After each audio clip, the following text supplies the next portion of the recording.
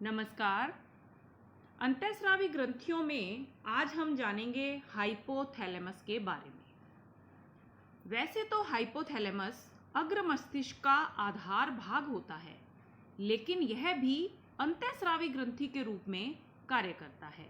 इतना ही नहीं, इसे मास्टर ग्रंथि का भी मास्टर कहा जाता है, क्योंकि हाइपोथैलेमस पीयूष ग्रंथि द्वारा स्रावित हार्मोन के संश्लेषण और स्राव का नियंत्रण करता है। हाइपोथैलेमस दो प्रकार के हार्मोन का निर्माण करता है, मोचक हार्मोन और निरोधी हार्मोन। मोचक हार्मोन वे हार्मोन हैं जो पीयूष ग्रंथि को स्राव करने के लिए प्रेरित करते हैं, और निरोधी हार्मोन, जैसा कि नाम से स्पष्ट है, ये हार्मोन पीयूष ग्रंथि के स्राव को रोकते हैं। हाइपोथैलेमस मस्तिष्क का छोटा सा भाग होता है। यह छोटा है, लेकिन इसके काम बहुत बड़े होते हैं। ये हार्मोनों के स्राव पर नियंत्रण करता है, शरीर के ताप का नियंत्रण करता है और भूख का भी नियंत्रण करता है। अब हम जानेंगे अग्नाशय के बारे में।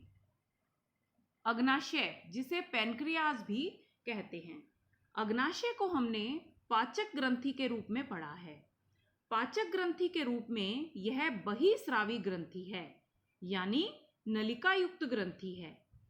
पाचक ग्रंथि होने के साथ साथ अग्नाशय अंतःस्रावी ग्रंथि के रूप में भी कार्य करता है, इसलिए अग्नाशय को मिश्रित ग्रंथि कहा जाता है।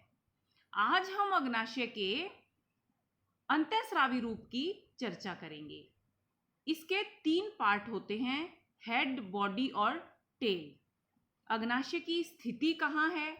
अग्नाशय की स्थिति अमाशय और ग्रहणी के बीच होती है, यानी अग्नाशय अमाशय और ग्रहणी के बीच में स्थित होता है। यह हल्के गुलाबी रंग का और अनियमित आकृति का होता है। इसकी लंबाई लगभग 6 इंच और वजन लगभग 60 ग्राम होता है। अग्नाशय से 2 हार्मोन इंसुलिन और ग्लूकागॉन स्रावित होते हैं। ये दोनों हार्मोन कार्बोहाइड्रेट उपापचय पर नियंत्रण करते हैं। अग्नाशय की कुछ विशेष कोशिकाएं लैंगरहैंस द्वीप कोशिकाएं कहलाती हैं।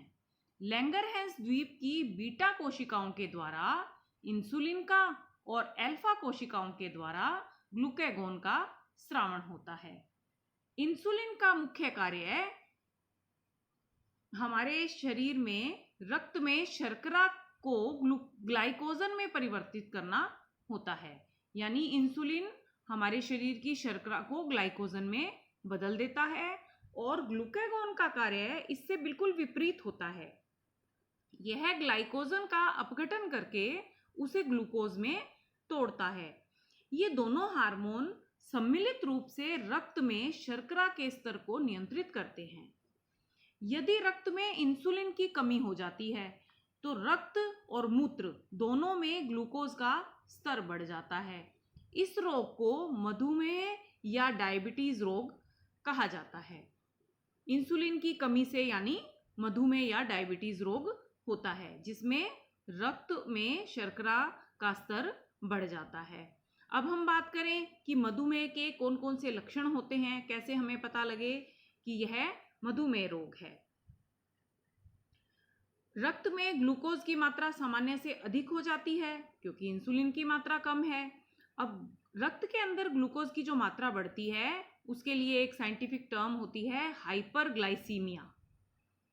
इसी तरह अन्य लक्षण है इसके, मूत्र के साथ ग्लूकोज का उत्सर्जन होता है, इसको कहते हैं ग्लाइकोसूरिया, और मूत्र का अधिक निर्माण होता है, इसलिए बार बार मूत्र का त्याग करना पड़ता है, इसे कहते हैं पोलीयूरिया या बहुमूत्रता। और डायबिटीज रोग में प्यास भी अधिक लगती है, इसे कहते हैं पोलीडिप्सिया। भूख भी अधिक लगती है, इसे कहते हैं पोलीफेजिया। ये सब लक्षण मधुमेह रोग होने पर होते हैं। इसके अलावा मधुमेह रोग होने पर शरीर की रोग प्रतिरोधक क्षमता भी कम हो जाती है, और अगर कोई घाव शरीर में होता है तो वह बहुत देरी से भरता है। आज के लिए इतना ही। धन्यवाद।